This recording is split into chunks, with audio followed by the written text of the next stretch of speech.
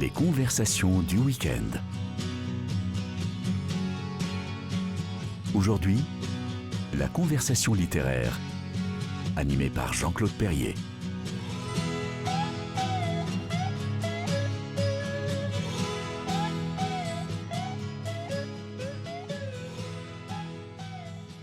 Bonjour à tous les auditeurs de KTO, bienvenue dans ces conversations littéraires du week-end. Ce mois-ci, après Amélie Nothomb qui le mois dernier nous a parlé du Japon, nous avons un autre écrivain voyageur qui va nous parler d'une autre destination, c'est Jean-Christophe Ruffin de l'Académie française. Bonjour maître, merci d'être venu jusqu'à nous. Bonjour Jean-Claude. Et Jean-Christophe va nous parler du Brésil, entre autres, puisqu'il publie en cette fin d'année chez Calman Levy un livre qui s'appelle Sur le fleuve Amazone, qui est à la fois un carnet de voyage d'écrivain, mais qui a une particularité dont il nous parlera aussi, c'est qu'il est illustré d'aquarelles et de dessins du même Jean-Christophe Ruffin qui a tous les talents. Oui, enfin, ça c'est vous qui le dites. En tout cas, vous le prouvez dans vos livres et dans un autre dont on parlera après. Ouais. C'est même d'ailleurs, en fait, le but de ce voyage, c'est la première fois que je fais un voyage dans le but, je dirais presque exclusif, de réaliser un carnet de voyage. Parce que jusqu'à présent, je faisais des petits dessins comme ça à droite à gauche, mais là, je suis parti sur le fleuve avec ma petite boîte de couleurs et mes Mais on crayons. vous voit en photo à la fin d'ailleurs. Bah oui, parce Alors, que cette relation avec le Brésil, Jean-Christophe, quand est-ce qu'elle a commencé et dans quelles circonstances? Parce que vous avez une longue histoire avec le Brésil, c'est pas un hasard ce voyage. Oui, elle a commencé, comme souvent les grandes histoires, par hasard. C'est-à-dire que j'ai été envoyé à la fin des années 80 comme attaché culturel et de coopération au Kenya, qui n'est pas vraiment en Amérique du Sud. L'ambassadeur n'a pas voulu de moi parce qu'il ne voulait pas d'un médecin et surtout quelqu'un qui avait une formation psychiatrique. Alors, quand je l'ai rencontré, j'ai compris pourquoi. Il avait peur, oui. Et il avait peur, oui. Et alors, j'ai été obligé de choisir, en deuxième choix, si je puis dire, un autre pays. Et il ne restait plus à ce moment-là plus grand-chose, puisque tout le monde avait déjà choisi. Et il restait un poste à Recife. Voilà. Et alors, pour moi, Recife, c'était Don Helder Camara, qui était évidemment très célèbre à l'époque, qui était mort déjà, mais qui avait gardé, évidemment, qui était dans toutes les mémoires. Je connaissais pas du tout le pays et je me suis dit, bon, bah voilà, je vais essayer. Et je suis arrivé à Recife sans rien connaître. Et ça a été un choc. Ça a été un choc parce que je connaissais très peu l'Amérique latine, je connaissais un peu l'Amérique centrale, pas du tout le Brésil. Et là, il a fallu tout apprendre, c'est-à-dire d'abord la langue, que maintenant je parle couramment, mais que je connaissais pas. Et au Brésil, quand vous ne parlez pas portugais, vous êtes vite limité parce que vous sortez des villes, plus personne ne parle ni anglais, ni français, ni rien. Hein, donc il faut voilà. Et puis s'habituer et essayer de comprendre ce pays qui est tellement gigantesque et tellement multiple qu'on peut passer sa vie en fait à le découvrir. Vous êtes resté combien de temps? Alors je suis resté 1 an et demi à peu près, mais ça a été le début de très nombreux séjours que j'ai continué à faire par la suite. Vous avez bougé là-bas, vous avez eu le temps de découvrir quand même le pays, parce que Recife, c'est un peu excentré par rapport à ce qui se passe. Oui, mais alors j'avais la chance, justement, en étant à Recife, d'être dans ce qu'on appelle le Nord-Est, qui est donc cette partie du pays qui est très, très authentique. Parce que c'est vraiment, je pense que pour comprendre le Brésil, pour essayer de l'aborder, le Nord-Est est sans doute le meilleur endroit. Parce que c'est là où les traditions, les cultures sont les plus authentiques, si vous voulez. Et d'ailleurs, tout procède de là. Parce que c'est historiquement, si vous voulez, la présence portugaise, tout le développement du Brésil colonial et tout s'est fait beaucoup à partir de cette région, avec là encore des variations entre la partie côtière qui est un peu balnéaire et ensoleillée, mais puis la partie intérieure, ce qu'on appelle le sertão. Le sertão, c'est-à-dire le désert en fait, hein, la caatinga, c'est ces grands espaces couverts d'épineux avec des gens à cheval qui gardent les troupeaux, etc. Tout ça. C'est le Brésil que chante Lavilliers. Exactement, mais c'est aussi Enfin, c'est le Brésil historique, si vous voulez, et c'est là, je pense, où c'est là où on peut aborder ce pays. Alors évidemment, après, je suis allé dans d'autres régions du pays, parce que c'est tellement vaste, si vous voulez, vous pouvez faire des heures Oui, d'avion c'est dans un ce pays. sous-continent en fait. Oui, c'est ça. On peut dire pratiquement, c'est même un continent en soi. Et les Brésiliens, d'ailleurs, ont conscience de ça. C'est-à-dire qu'au fond, ils ignorent un petit peu ce qui se passe autour d'eux. Il y a tellement de choses dans leur pays que, voilà. Et c'est vrai qu'entre l'Amazonie au nord et puis au sud, les régions, par exemple, du Rio Grande do Sul, qui ressemblent un peu à la Suisse, si vous voulez, avec des Allemands qui font l'Oktoberfest, etc. Ce sont des mondes différents. Oui, c'est un millefeuille ce pays en fait, de Oui, civilisation, de religion, de communauté. oui, et d'ailleurs, ils en jouent parce que, au niveau international, ils peuvent se présenter de temps en temps, quand ça les arrange, comme un pays sous-développé, en disant: «Dans le nord-est, il y a les émeutes de la faim, il y a les sécheresses et cetera», voilà. Donc c'est vrai, mais quand ça les arrange aussi, ils peuvent très bien dire: «Mais nous, on est un pays, de haute technologie, on fabrique des fusées, on a, des chaînes de télé, on fait des telenovelas qui inondent le monde» et cetera, et c'est vrai aussi. C'est-à-dire qu'il y a, il y a vraiment les 2 aspects dans ce pays, et enfin 2 aspects, disons 2 extrêmes, mais il y a bien d'autres aspects, dont l'Amazonie que je connaissais pas. J'avais pas eu l'occasion d'y m'y rendre quand j'ai séjourné là-bas, et c'est pour ça que, voilà, après j'ai décidé de consacrer un voyage spécifique à la forêt. Alors il y a donc cette première expérience en tant que diplomate et ensuite, le Brésil vous a quand même valu votre prix Goncourt Oui, avec Rouge Brésil 2001 par ricochet, j'allais dire. Comment ça c'est s'est fait vrai, cette histoire? parce que, souvent, vous savez, quand on s'imprègne d'un pays et puis qu'on s'en éloigne, c'était le cas parce que j'étais rentré en France, heu, il y a une sorte de réminiscence qui se fait dans l'esprit, et on a envie d'y retourner. Alors d'y retourner physiquement, mais aussi d'y retourner mentalement, et je me souviens que, j'étais revenu, de là-bas avec, des souvenirs, des idées notamment qui m'étaient venues quand j'allais à Rio, parce que pour des réunions, tu sais, j'allais souvent à Rio, et j'avais, été frappé par ce site. C'est-à-dire que quand vous arrivez en avion au-dessus de la baie de Guanabara là, et que vous plissez un peu les yeux, vous oubliez qu'il y a des immeubles, vous oubliez qu'il y a des favelas, vous oubliez tout ça, vous vous dites: «C'est un site incroyable». Qu'ont pu penser les navigateurs européens qui sont arrivés là au XVIe siècle, en venant de leur Normandie natale, ou comment ils ont pu, heu, absorber ce choc, ces moros, ces grands, mornes, on dit, le pain de sucre, le corcovado, tout ça, cette immensité qui se déploie devant vous.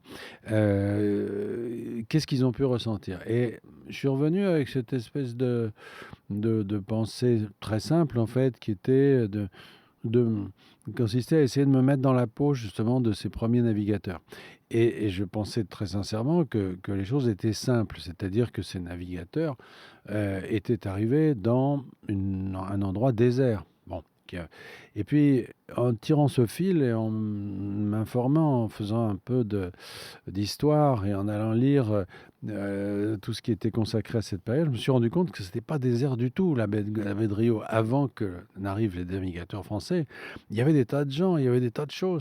Déjà, il y avait eu, des navigateurs individuels qui étaient venus, parce qu'après il y a eu la grande expédition, officielle de 1550, mais avant, il y avait des Normands notamment qui étaient installés dans le nord de la baie. Bon, et puis, il y avait les Portugais qui étaient par là, puis il y avait, des naufragés qui vivaient ici ou là, et puis il y avait les Indiens. Oui, qu'est-ce qui restait des autochtones Voilà, déjà? et il y avait les Indiens, et les Indiens, ils étaient encore tous là. Ils ont disparu par la suite parce qu'il y a eu le choc notamment des maladies qui sont arrivées avec les étrangers, mais les Tupinamba, c'était l'ethnie, qui étaient, dans la baie, finalement, autour de la baie, avec, leur chef, Konyambebe, une espèce de grand chef un peu mythologique, en fait. Ils étaient là, et au fond, cette histoire, n'était pas du tout la rencontre avec une nature vierge, des perroquets et des singes, hein, Oui, pas du tout. qu'on aurait pu imaginer. Non, c'était une histoire humaine très riche, et puis, ce doublé cette histoire se doublait d'une histoire interne, si je puis dire, aux Français qui avaient participé à cette expédition. C'est-à-dire que je me suis rendu compte là aussi qu'il y avait eu en fait dans cette baie et sur cette toute petite île qui existe toujours d'ailleurs, hein, près de l'aéroport Santos-Dumont, on peut la visiter. Maintenant, il y a un fort de la marine dessus, mais enfin elle est toujours là.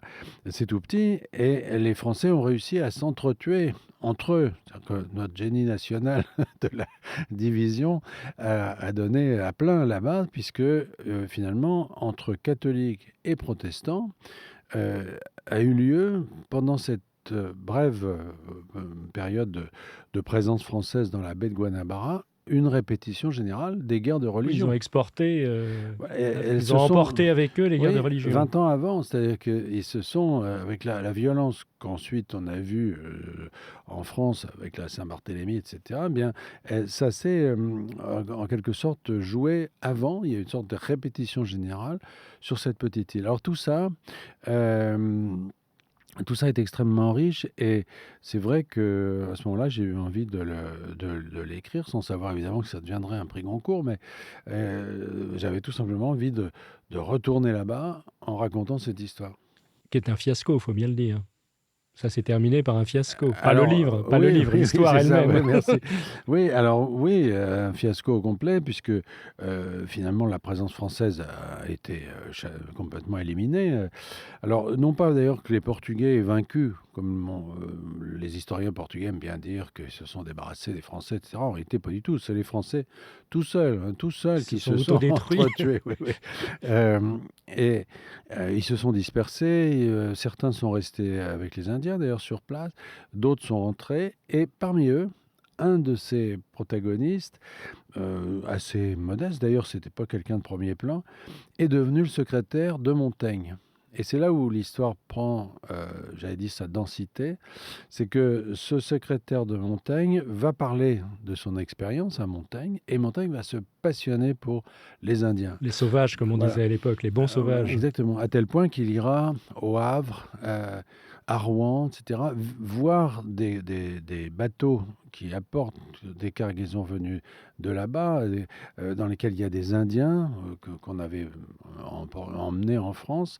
Il va les rencontrer, il va parler à des capitaines de navires, il va se passionner pour ça, et il va écrire, Montaigne, dans ses essais, ce chapitre essentiel qui s'appelle « Des cannibales », dans lequel finalement il installe la figure du bon sauvage. C'est-à-dire que, au fond, cette opération qui avait été lancée par Henri II pour essayer de gratter un petit bout de territoire colonial au milieu de l'Amérique du Sud, donc entre les Portugais et les Espagnols, cette histoire finalement va tourner court du point de vue colonial. Les Français vont être chassés, mais ils vont en rapporter quelque chose qui est essentiel, c'est-à-dire l'idée qu'au fond, le sauvage, comme on disait, le cannibale, c'était l'horreur totale, eh bien, il était peut-être moins sauvage qu'on ne le croit, et en tout cas moins sauvage que nous. Ce qui fait que cette idée de Montaigne, que le bon sauvage, qui est une espèce de mythe d'une sorte de pureté originelle de ces peuples, qui au fond serait plus raisonnable, plus tolérant, plus civilisé en quelque sorte que nous, eh bien cette idée qui va courir à travers toute la philosophie européenne, évidemment, et qui va nourrir la philosophie des Lumières, Rousseau, etc., elle naît là. Voilà. Et donc tout ça faisait un ensemble cohérent, c'est-à-dire qu'une expérience historiquement catastrophique, parce que cette présence française au Brésil, c'est vraiment pas brillant, hein, mais elle va avoir des conséquences très très fécondes du point de vue des idées. Et en plus, ça nous a donné un magnifique roman, un prix Goncourt qui a fait rêver des générations de lecteurs et qui continue d'être un de vos livres les plus populaires. Oui, alors ça fait partie de ces livres, on pourrait dire increvables, parce ils ne sont pas datés en réalité. Enfin, ils sont datés d'une époque, mais d'une époque, l'époque dans laquelle je situe le livre, mais le livre lui-même n'est pas daté. On peut le lire aussi bien aujourd'hui qu'il y a 20 ans. Et c'est vrai que il a un peu fait date. D'ailleurs, il a créé aussi des polémiques au Brésil. Il se trouve que je suis membre maintenant, j'ai succédé à Jean d'Ormesson, de l'Académie brésilienne des lettres, qui était fondée Chic. oui, c'est très chic. C'est Dom Pedro II, l'empereur du Brésil, en 1882, je crois, a créé une académie sur le modèle de l'Académie française, avec 40 membres, les costumes, tout. Dont vous êtes membre, rappelons-le, Donc, oui, de l'Académie française. Et traditionnellement, il y a un membre associé de notre académie là-bas. Voilà. Et tout naturellement, après la disparition de Jean d'Ormesson, c'est moi qui ai repris ce flambeau, parce que parlant la langue, je peux plus représenter, disons, notre compagnie là-bas. Donc, je disais qu'en fait, cette histoire de Rouge Brésil a provoqué la polémique parce que les historiens brésiliens n'ont pas exactement la même perception que nous de cette histoire. Ils ont l'impression qu'au fond, la figure centrale, qui est la figure de Villegagnon, qui était le chevalier de Malte qui a conduit cette expédition, ils ont l'impression qu'au fond, c'était une sorte de traître, etc. Ils n'ont pas perçu, comme les historiens européens, notamment Franck Lestringant, qui a écrit là-dessus des choses très importantes, l'ambiguïté de ce personnage, c'est-à-dire qu'il représente ce que Franck Lestringant appelle des moyenneurs, des gens qui sont, au fond, qui sont toujours catholiques. Ce sont des catholiques, c'est un chevalier de Malte, on ne peut pas être plus catholique, mais qui ont une volonté de réforme de l'Église sans aller jusqu'à la réforme avec un grand R et le protestantisme. Il est entre les deux. Il est entre les deux. Et au fond, cette ambivalence, il est aussi un peu humaniste, il a beaucoup voyagé en Europe, il entretient une correspondance avec des érudits, etc., des gens qui sont familiers des grandes œuvres de l'Antiquité, etc. Donc c'est vraiment un homme de la Renaissance.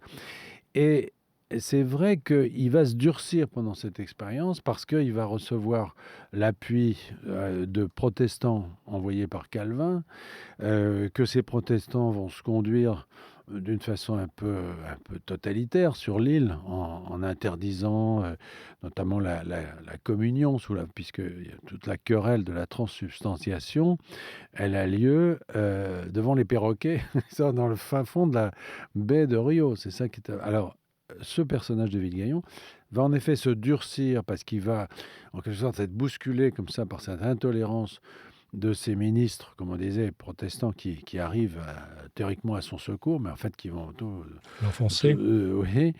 Et il revient et il devient un ligueur fanatique et il termine sa vie comme une sorte de bras armé du catholicisme le plus dur. Alors, on va marquer une première pause, Jean-Christophe Ruffin, puisque traditionnellement, dans cette émission, notre invité choisit des musiques. Et vous avez choisi deux extraits musicaux. On va commencer par quelque chose qui, en apparence, n'a rien à voir, qui est un extrait du Trouvère de Verdi, qui est, si mes souvenirs sont bons, Le cœur des gitanes. On va en écouter un extrait, et ensuite, vous voudrez bien nous expliquer ce choix et le pourquoi du comment.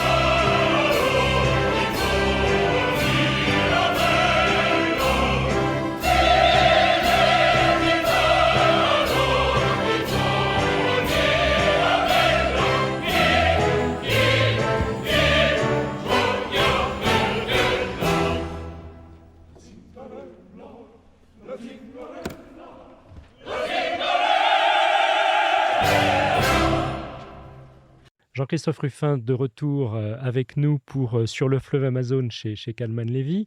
On a déjà parlé un peu du Brésil et puis il y a eu cet extrait. Pourquoi le cœur des gitanes du Trouvère de Verdi ? Alors pourquoi pas Oui, j'entends bien, mais quel est le rapport avec Parce qu'il y a paradoxalement... Avec la caipirinha. Il y a chez Verdi, et en particulier dans le Trouvère, et en particulier dans cet extrait, quelque chose qui me fait penser, qui crée un lien, je trouve, avec le Brésil, avec l'espèce de gaieté comme ça du Brésil, et avec surtout ce mélange des peuples. Dans le nord-est, là où j'ai commencé, où j'ai pris contact finalement la première fois avec le Brésil.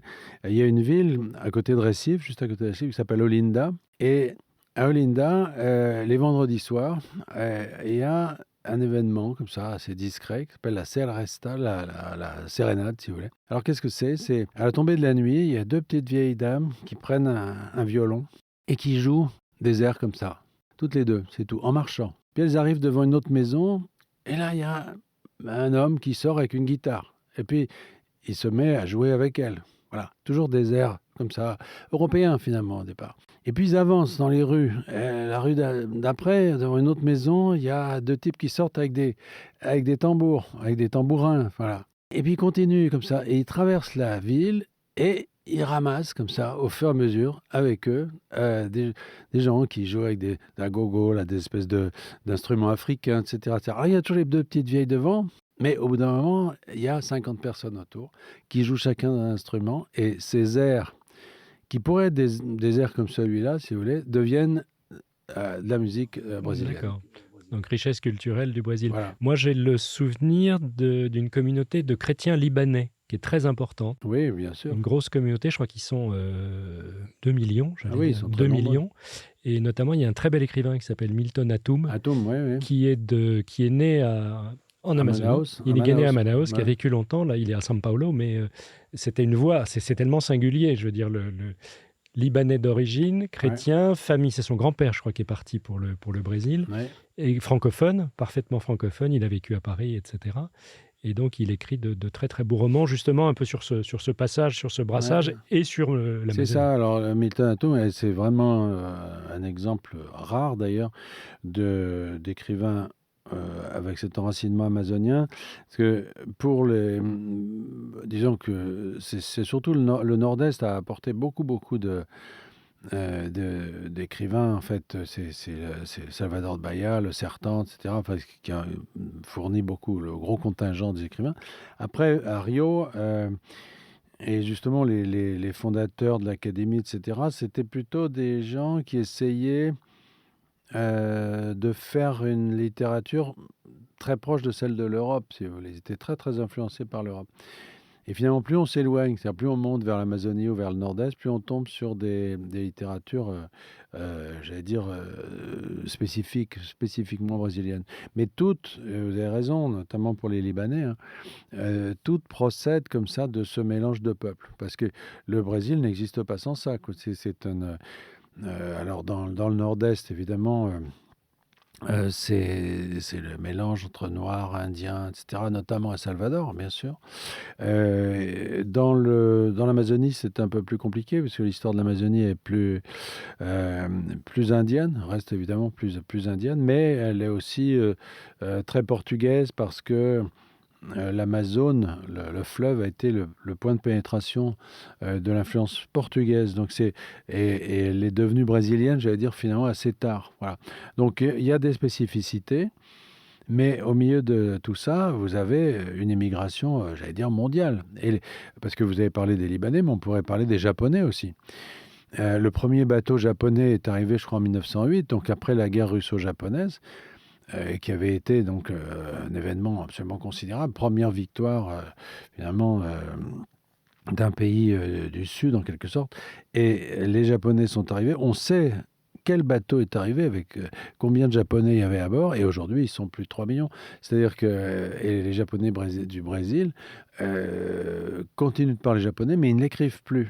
Ce qui fait qu'ils ne comprennent pas. Alors, ils ne se comprennent pas forcément très bien, parce que vous savez que dans ces langues, il faut de temps en temps dessiner le caractère pour savoir de quoi on parle. Donc voilà, et ils sont complètement C'est assez fascinant. Brésiliens. Alors, venons-en à l'Amazone et à ce dernier voyage en date donc, que vous avez effectué. Quelle était l'idée de départ? En fait, Et après, il faudra qu'on fasse un peu de géographie, parce que en plus, on est à la radio, on ne peut pas montrer des choses. Non. Il faudra que vous nous racontiez un peu le parcours, parce que j'ai regardé sur une carte, c'est pas lumineux quand même, quand on ne connaît pas bien. Oui, mais c'est... En fait, l'idée est très simple, c'est qu'il y a, je ne sais pas, 6 ans, quelque chose comme ça, j'avais présidé le salon du carnet de voyage qui a lieu au mois de novembre à Clermont-Ferrand, qui est un endroit absolument magnifique. Ce salon est un lieu vraiment étonnant avec des carnétistes qui viennent du monde entier, qui font des choses extraordinaires. Et il y a toujours un écrivain qui préside ce salon, un peu de façon honorifique. Et puis il m'avait dit, est-ce que vous faites par hasard des dessins, des carnets? Et en fait, j'en faisais, mais je ne l'avais jamais dit à personne. Alors, ils m'ont fait un grand honneur, ils m'ont fait un petit stand avec mes dessins, etc. J'étais très, très honoré. Mais en même temps, j'étais un peu penaud parce que je voyais les chefs-d'œuvre à côté, etc. Moi, je me disais, bon, c'est pas terrible, il faudrait un peu mieux faire, vous voyez. Et surtout, je faisais toujours ces dessins, au fond, dans les marges de voyages qui étaient faits pour autre chose, pour une autre raison. Alors, je me suis dit, un jour, voilà, je vais faire un voyage pour ça, pour prendre mon temps.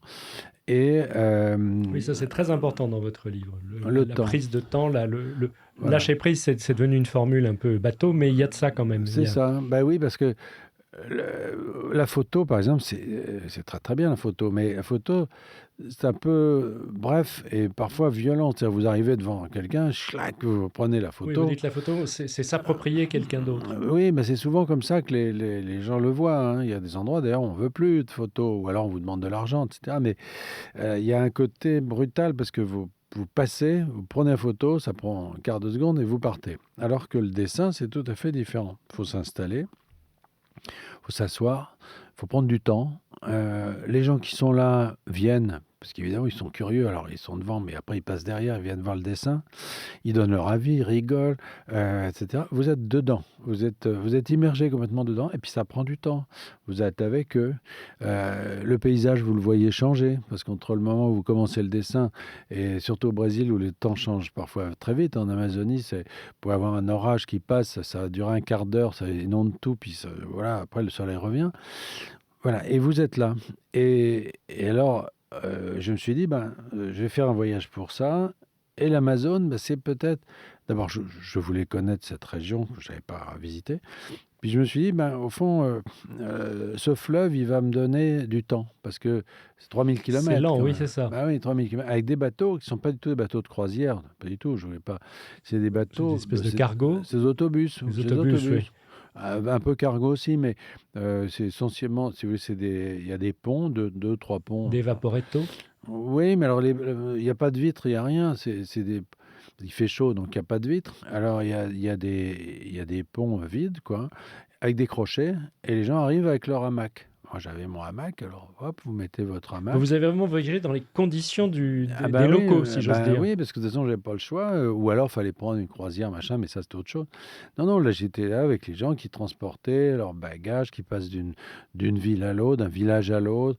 Puis c'est vraiment, il y a des gens âgés qui vont se faire soigner dans un hôpital, il y a des gamins qui partent pour étudier, il y a des familles qui se retrouvent ou qui se séparent. Enfin, c'est très, très, très vivant. Et puis, comme c'est le Brésil, évidemment, c'est aussi très bruyant. Parce que les gens ils viennent avec leur hamac, ils s'installent dedans. Le premier truc qu'ils font, c'est d'allumer la radio, bien sûr, à fond. C'est-à-dire Sinon, c'est pas drôle. Non. Alors, chacun a sa bulle, en quelque sorte, de musique. Sauf que c'est pas les mêmes. Alors, vous êtes au milieu, vous essayez de dormir, c'est impossible. Bon, mais ça fait partie du voyage. Et donc, vous voyez défiler la rive, comme ça. Alors, moi, je suis parti... Alors, vous êtes parti d'où et arrivé où? Alors, je suis parti de tout en nord, parce qu'il y a deux branches principales. Enfin, il y en a plusieurs, mais disons, il y a deux branches. Quand vous regardez l'Amazone, le fleuve Elle part Amazone... de l'océan Atlantique et elle finit dans l'océan Atlantique. Alors, oui. Grosso modo. Alors, je sais Mais pas il y a des si... branches. Je ne sais pas si je vous aurais donné une bonne note en géographie. J'ai essayé de regarder une carte avant de venir.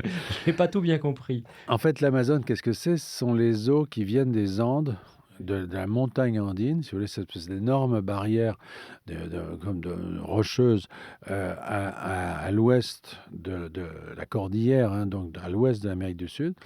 Et donc les eaux qui partent du côté est, si vous voulez, se regroupent et forment une espèce d'immense marigot, en fait, avec très très peu de pente, puisqu'entre Manaus et la mer, il y a à peu près 2000 km. Et je crois qu'il n'y a que 5 mètres de hauteur de différence. C'est-à-dire que c'est tout ça, Donc c'est lent. c'est oui, alors ça diffuse un peu comme la Seine, etc., mais sauf que c'est dans des proportions absolument gigantesques. C'est-à-dire ça fait des méandres et tout ça, des îles, ça s'étale et voilà. Alors il y a 2 branches principales. C'est une qui vient du nord, vers la Colombie, frontière de Colombie-Pérou. Bon, et là, les eaux sont noires pour une raison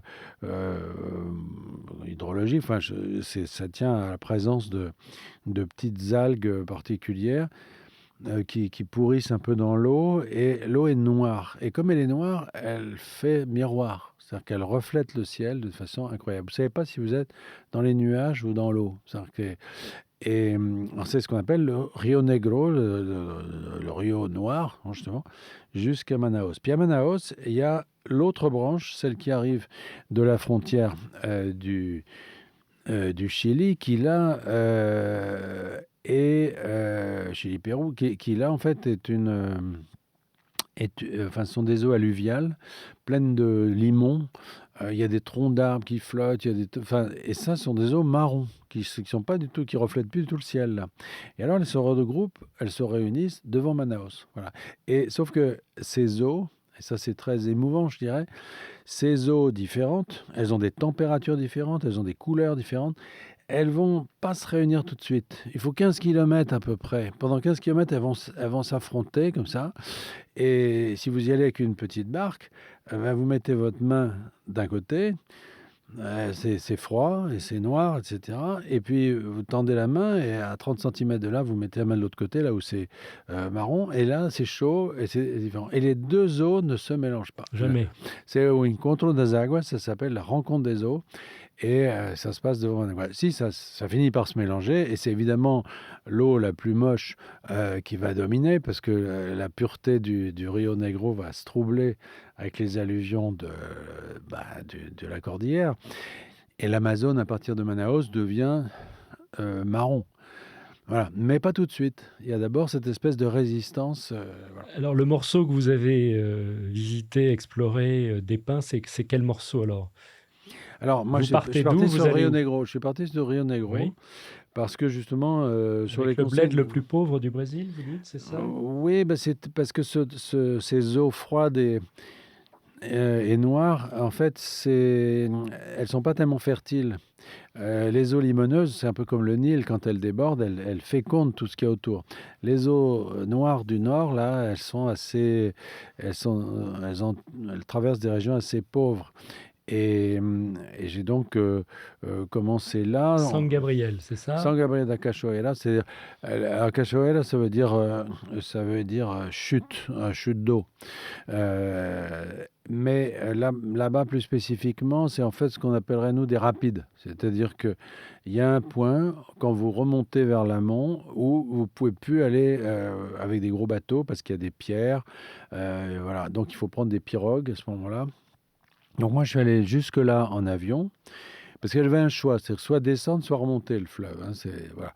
Je voulais pas le remonter parce que je trouvais que Remonter, ça veut dire partir de la mer et partir de la mer et remonter jusqu'aux jusqu'à sources. Manaus, Voilà. aux sources. Et là, il y avait un côté, vous voyez, exploration un peu rude, un peu de parcours des conquérants. Voilà. Moi, c'était pas ça que je voulais faire. Je voulais descendre, me laisser porter par le courant. Quand vous partez le plus haut possible, plus au nord possible, voilà, je suis allé. Donc, San Gabriel, c'est vraiment le bout. Après, on entre dans des zones de la forêt qui sont d'ailleurs un peu compliquées parce que c'est des coins de trafic. Hein, la Colombie, les trucs, les voisins autour, c'est pas non C'est plus... pas une région très stable. Non. Il y a des trafics de partout. Il y a des bandes armées, tout ça. Enfin, ça devient un peu crayant. Mais bref, donc partir de là et me laisser porter par le courant sur 3000 km. Alors en changeant de bateau, bien sûr, parce que les premiers bateaux sont assez petits, parce qu'il y a un tirant d'eau forcément assez faible. Hein, le fleuve est encore petit à cet endroit-là, même s'il est suffisamment profond pour être navigable. Puis après, on s'arrête, on change de bateau, on prend un bateau plus gros. Puis à la fin, quand on arrive vers Belém, à la fin, vers C'est l'embouchure, paquebot, là. ah bah c'est des énormes trucs, ouais. Et puis il y a des voitures dedans, enfin il y a de tout, voilà.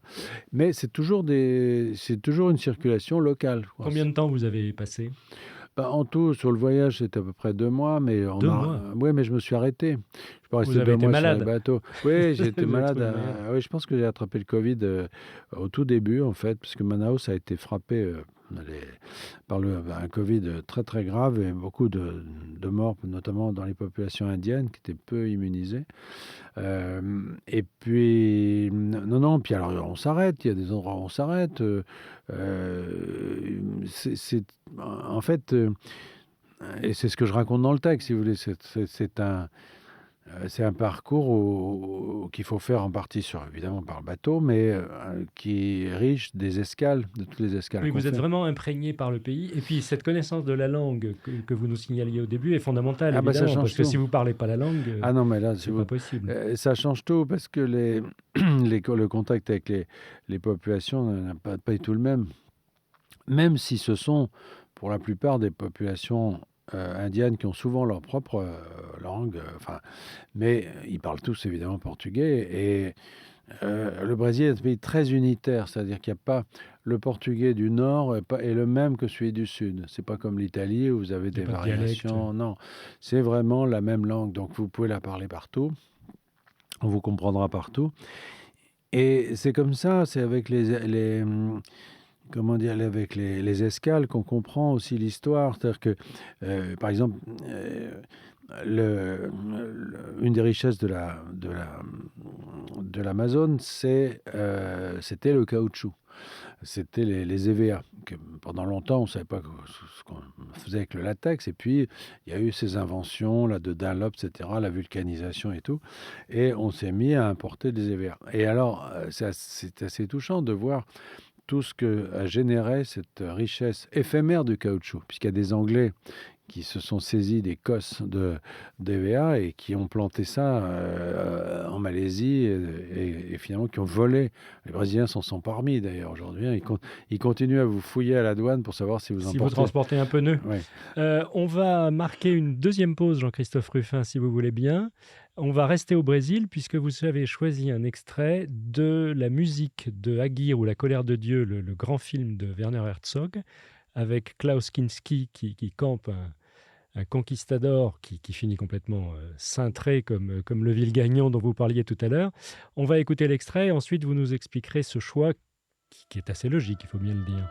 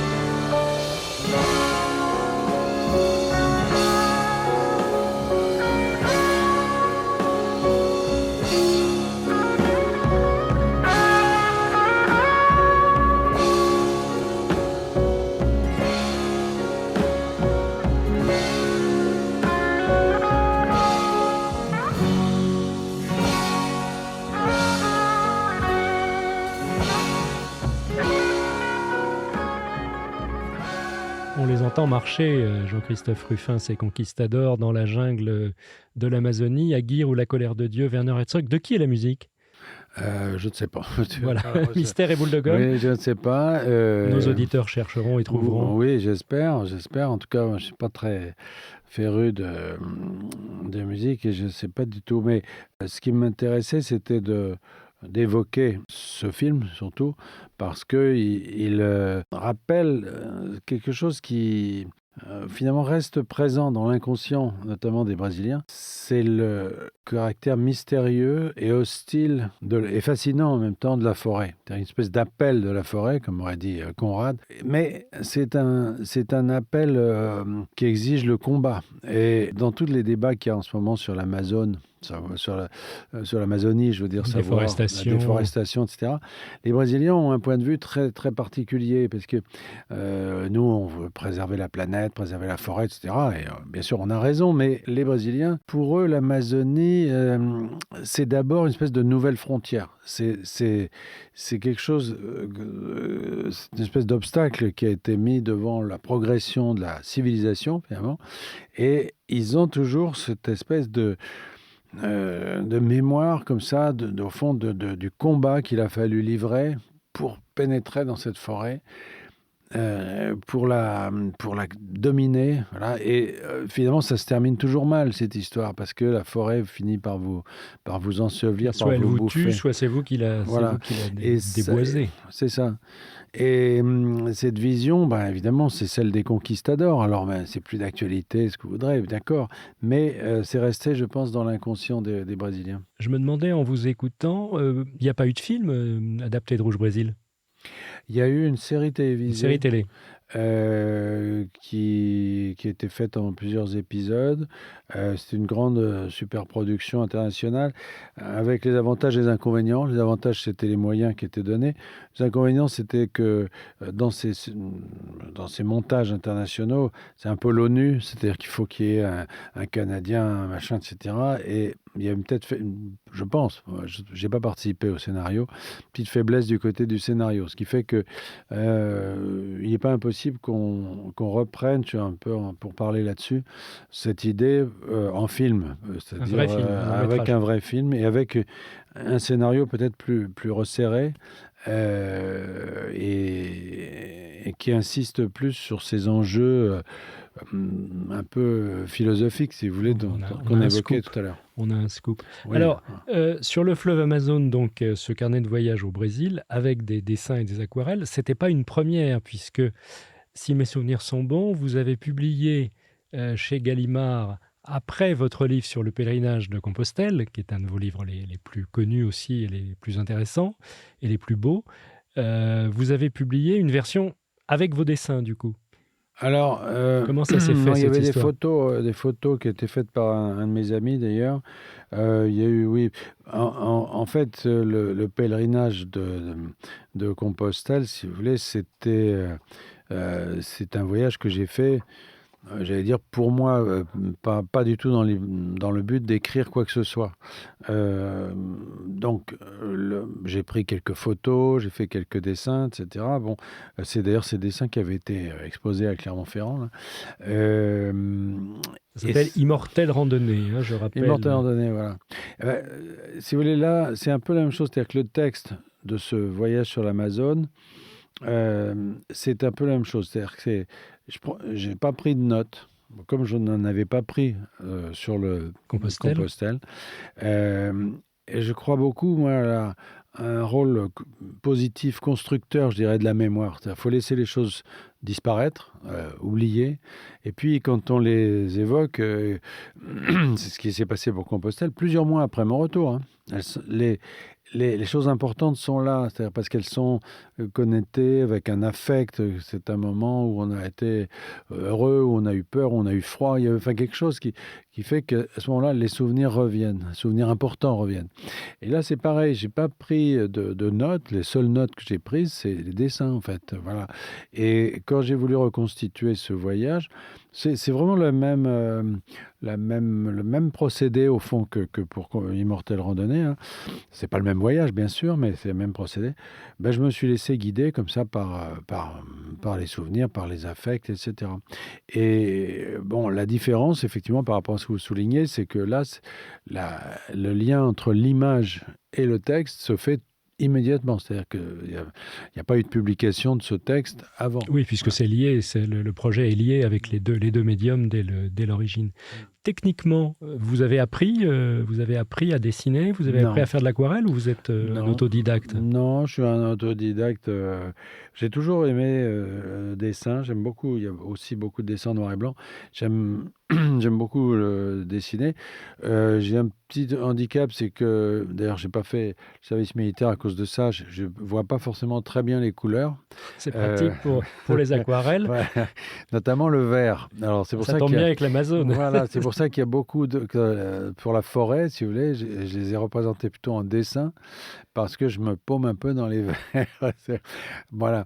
Mais, puis j'aime pas le vert de façon générale. Bref, enfin, c'est peut-être parce que justement je le vois pas. Enfin, j'en sais rien. Mais, voilà. Mais c'est pas plus mal de temps en temps de se laisser emporter par la technique, je dirais. Mais l'aquarelle, c'est à la fois extrêmement compliqué. Moi, je prétends pas maîtriser du tout cette technique parce que la vraie aquarelle, c'est vraiment une chimie de l'eau sur le pigment, etc.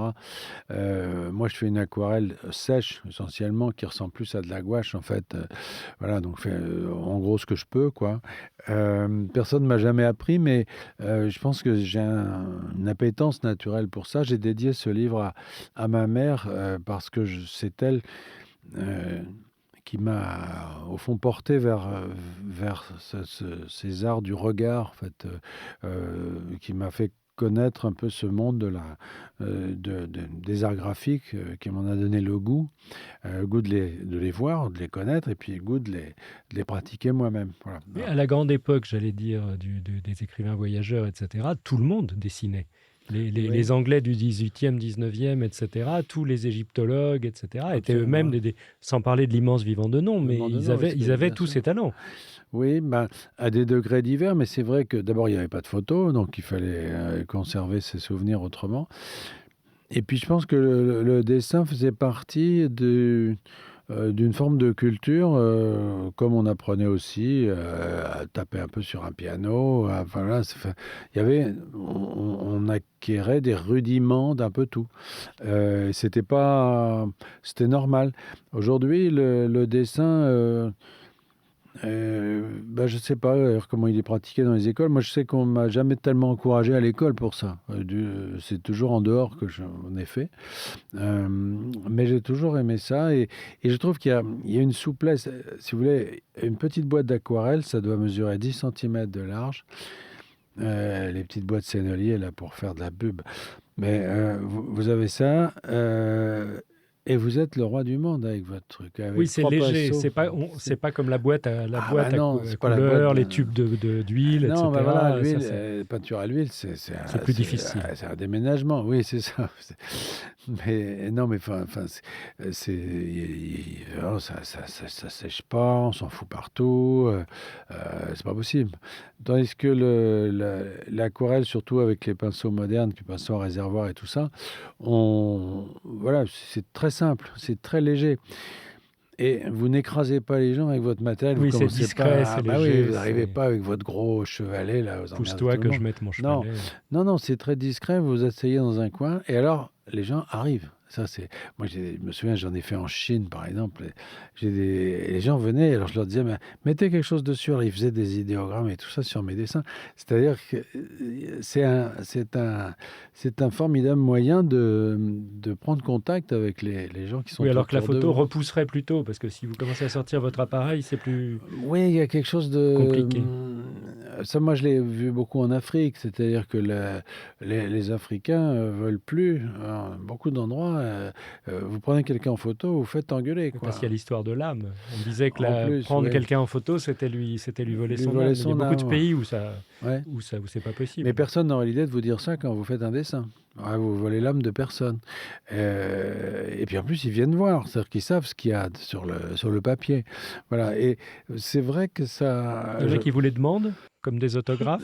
Oui, mais alors bon, On peut là, pas on distribuer, n'en finit plus, là, non. non, parce que j'ai un livre à Euh, faire. c'est ça. Non, mais non, non, mais ils admettent bien qu'on reparte avec. Mais d'ailleurs, la photo que vous avez sous les yeux là, où on me voit C'est en donc train. pour nos auditeurs qui n'auraient pas tous le livre déjà, c'est donc à la fin de l'album, on vous voit au travail Ouais, face à une espèce de jardin là, passer à San Gabriel da Cachoeira, je suis en justement. fait pas, c'est pas un jardin, c'est au bord de la mer, de la mer, au bord du fleuve, je veux dire. En fait, devant moi, il y a des bateaux Ah, il faut vraiment et alors, ce qu'on ne voit pas sur la photo, c'est que je suis entouré de gamins. Euh, des petits Brésiliens très très indiens de traits, etc. Il y en a 4 ou 5 autour de moi. Alors là, on les Là, voit vous pas. êtes très sérieux, très absorbé dans vos Ouais, mais en dessins. fait, il y a des gamins devant et qui m'entourent. Et je vous montrerai si ça vous amuse l'autre côté de la photo prise de l'autre côté où je suis vraiment entouré d'une toute une bande de gamins qui rigolent, enfin voilà. Et c'est très sympa. Et c'est quelque chose qu'on ne trouve pas ni quand on fait le texte, ni quand on fait de la photo. C'est vraiment le dessin et c'est ça qui était le bonheur de ce voyage. Est-ce que vous en avez d'autres en magasin, j'allais dire, du même Bah, genre? pour l'instant non, mais on va voir déjà ben, si mes lecteurs aiment bien ce genre de choses. Moi, je l'ai fait un peu comme pour l'instant un pas de côté, si vous voulez. Pas le récit de voyage, parce que le récit de voyage, il a sa cohérence en lui-même, et là, je pourrais en faire d'autres. Mais ce procédé de faire à la fois les images et le texte, si vous voulez, on va voir si ça trouve son public. Moi, je le referai sûrement, mais Compostelle, ça avait été un gros succès. oui, Immortelle Compostelle, randonnée. oui, oui. Mais en fait, les lecteurs adorent ces livres de voyage, ces récits de voyage. Euh, c'est quelque chose qui est assez nouveau dans la littérature française. Les Anglais faisaient ça, Sterne, etc., depuis très longtemps. Nous, finalement, on est en train de redécouvrir ça avec... alors, ça fait déjà un moment, mais Jacques Lacarrière, évidemment Sylvain Tesson aujourd'hui, mais Théodore Monod, etc. Et moi, je m'inscris avec ce livre un petit peu dans cette veine, c'est-à-dire de la littérature de voyage. Mais la nouveauté, la singularité, c'est ce lien avec l'image. Voilà. Et ça, je ne sais pas si c'est quelque chose que je renouvellerai, j'en sais rien. En tout cas, je continuerai à emporter mes petites boîtes d'aquarelle quand je voyage. Ce qui est intéressant, c'est que le projet a été conçu en mêlant les deux Voilà. techniques. C'est pas quelqu'un qui publie ses carnets puis il y a des dessins dedans. Non, C'est vraiment pensé à l'avance. c'est ça. C'est ça. Mais il faut dire que c'est plus facile peut-être sur l'Amazone parce que quand vous êtes sur ces bateaux, vous n'avez positivement rien à faire. C'est-à-dire que c'est quand même quand même, vous avez parlé de lâcher prise tout à l'heure, c'est plus que de lui lâcher prise. Vous êtes aux limites du coma. Enfin, parce que vous êtes là pendant des heures et des heures à voir défiler la berge. Et d'ailleurs, faut un peu chercher pour trouver des sujets, parce que sinon c'est un Rothko gigantesque, c'est-à-dire c'est une bande bleue, une bande verte et une bande marron. C'est ça l'Amazone finalement. Et surtout quand on voit pas les couleurs. Et voilà, en plus. Jean-Christophe Ruffin, ça va être le mot de la fin. Il nous reste à vous remercier. Je rappelle le titre de votre livre, ça s'appelle « Sur le fleuve Amazone, carnet de voyage ». C'est chez Calman Levy, en vente dans toutes les bonnes librairies, comme on dit. Et beau cadeau de Noël. Et puis, on vous remercie. On vous attend pour votre prochain voyage et on a envie de partir avec vous, évidemment. Merci encore. Les conversations du week-end. Aujourd'hui, la conversation littéraire, animée par Jean-Claude Perrier.